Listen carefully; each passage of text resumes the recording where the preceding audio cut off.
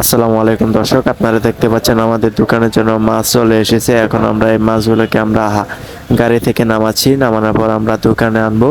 তারপরে এগুলাকে আমরা কিছু করব। নামানো হয়েছে এখন। এখন আমরা এই মাছগুলোকে নামিয়ে এখন আমরা পিটারে মাপ দেব। মাপ দেওয়ার পর আমরা দোকানে হাউজে ছেড়ে দেব। আসলে এগুলা মাছ আসে আমাদের বিভিন্ন জায়গা থেকে, সিরাজগঞ্জ থেকে, কিশোরগঞ্জ থেকে, বিভিন্ন জায়গা থেকে আসে। এগুলা আসার পর আমরা গাড়ি থেকে নামানোর পর মিটার দিয়ে মাপযোগ করে আমরা দোকানে হাউজে ছেড়ে দেই।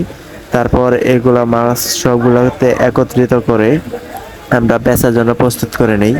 আসলে এগুলা মাছ আনার জন্য এক্সট্রা লোকের প্রয়োজন হয়। সে লোকগুলা তো এগুলা দেখা যাচ্ছে যে আবার অনেক সময় জীবিত মাছ থাকার পরেও এগুলা মারা যায়, কিন্তু এগুলা সবসময় এক দামে বিক্রি করা হয় না। এক এক সময় এক এক দামে বিক্রি করা হয়, মারা গেলে মারা দামে। মাছের দোকান করার ক্ষেত্রে আসলে কতটা পরিশ্রম করতে হয় একমাত্র যারা দোকানদারি করে একমাত্র তারাই জানে।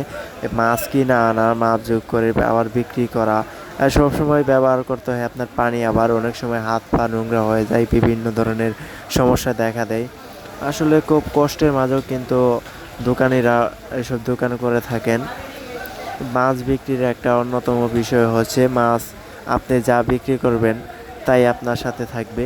আসলে কাঁচামালের ব্যবসা যেমন লাভ আছে তেমন লসও আছে। সব সময় লাভ হয় না, যেমন আবার সব সময় ক্ষতিও হয় না। এক এক সময় এক এক ধরনের অবস্থায় থাকে। সেজন্য আমরা একটা ব্যবসা বেছে নিয়েছি।